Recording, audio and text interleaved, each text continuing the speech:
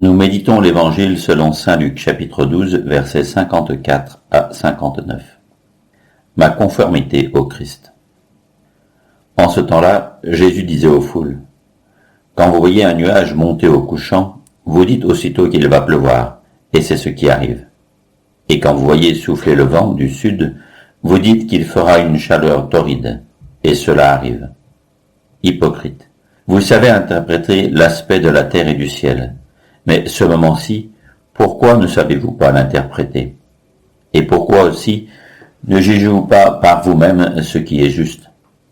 Ainsi, quand tu vas avec ton adversaire devant le magistrat, pendant que tu es en chemin, mets tout en œuvre pour t'arranger avec lui, afin d'éviter qu'il ne te traîne devant le juge, que le juge ne te livre à l'huissier, et que l'huissier ne te jette en prison.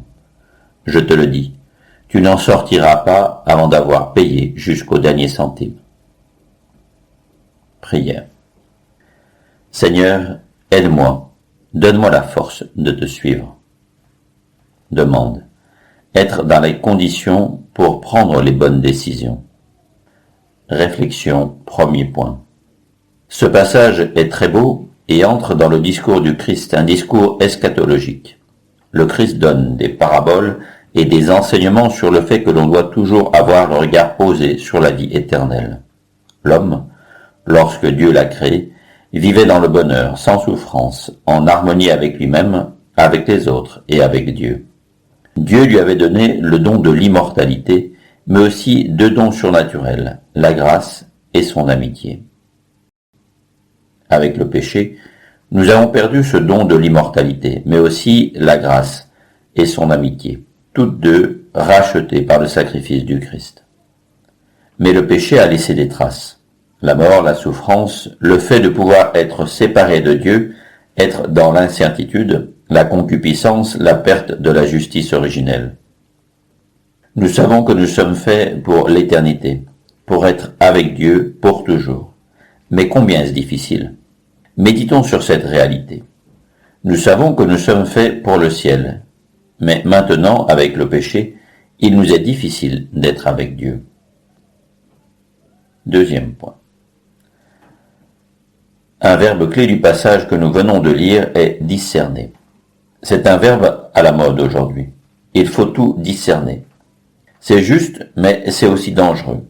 Le discernement est nécessaire et nous l'accomplissons plusieurs fois par jour. C'est dangereux, mais c'est là où l'on se fait plus humain, car dans le discernement, nous n'agissons pas en suivant les règles, qui sont là aussi pour nous aider, mais nous suivons notre conscience, qui doit être bien formée, car elle doit nous porter vers Dieu.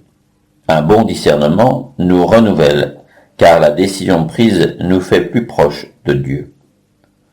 Et toutes les circonstances extérieures doivent être propices pour une bonne prise de décision.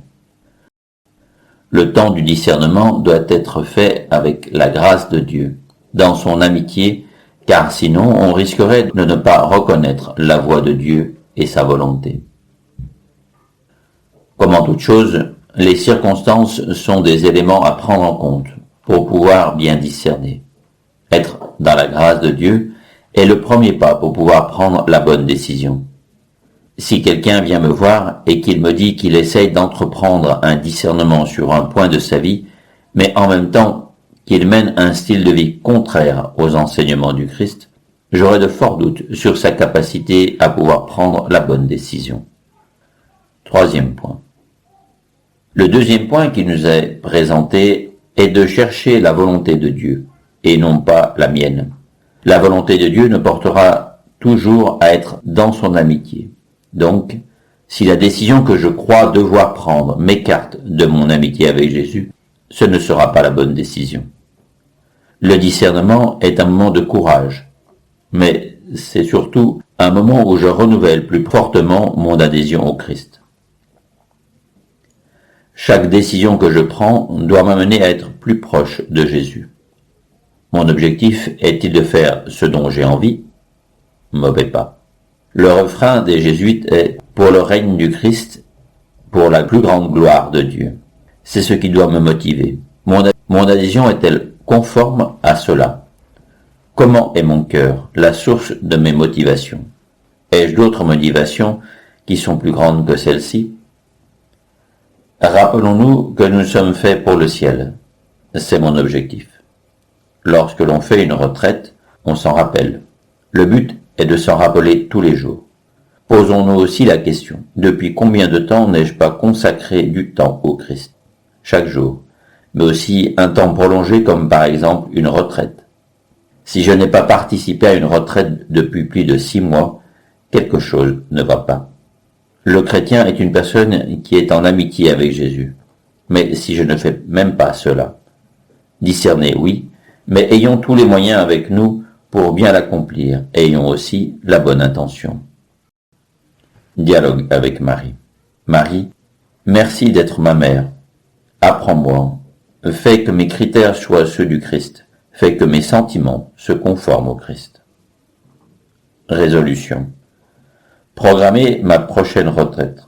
Prendre comme point d'effort aujourd'hui d'orienter mes décisions en me posant la question: cela va-t-il plaire au Christ?